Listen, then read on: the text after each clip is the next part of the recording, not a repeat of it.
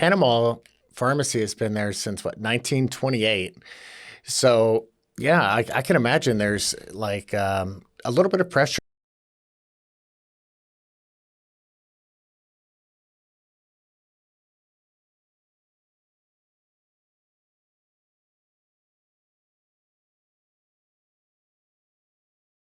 So it's neat because I meet people. I mean, like I said, I was born and raised in Jacksonville as well, and my parents have been living here most their entire lives, and even their parents for a great part of their lives. So I meet people that, just like wearing my shirt with the logo on it, who they'll stop me in the grocery store or something like that and be like, "Oh yeah, Panama Pharmacy. I knew that. My grandma used to take me in there. It had a soda fountain that they took out, I guess, like just after the Second World War. But for like 20 or 30 years, they had a soda, and everybody remember the soda fountain. And it's just so like quintessential community pharmacy, and it's just so cool. I still meet people. I had someone earlier this year, this past winter, bring in some really neat newspaper clippings that they had saved from the newspaper here from like 1941 or something like that. And it was about a string of pharmacy robberies that had occurred, and it had pictures of the old Panama Pharmacy. We're actually on the same street corner. We moved across the way, like directly across the street, about 15 about 15 years ago. But before that, it was just on the other side of Main Street. And that's where it was, since the 20s.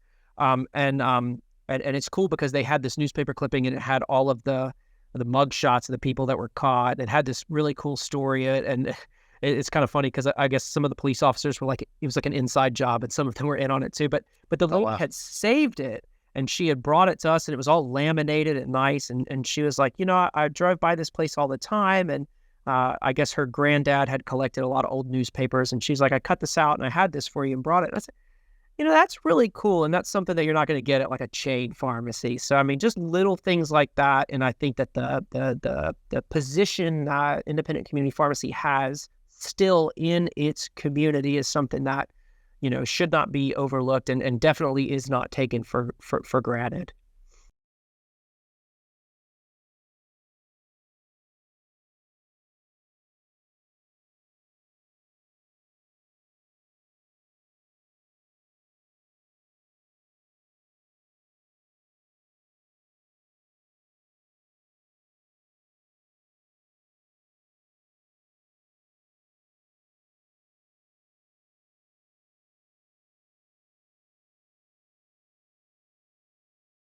And it's like, so it's very humbling to me too, because I try to, I tell myself like you don't want that imposter syndrome, like you woke up on third thinking that you hit a triple.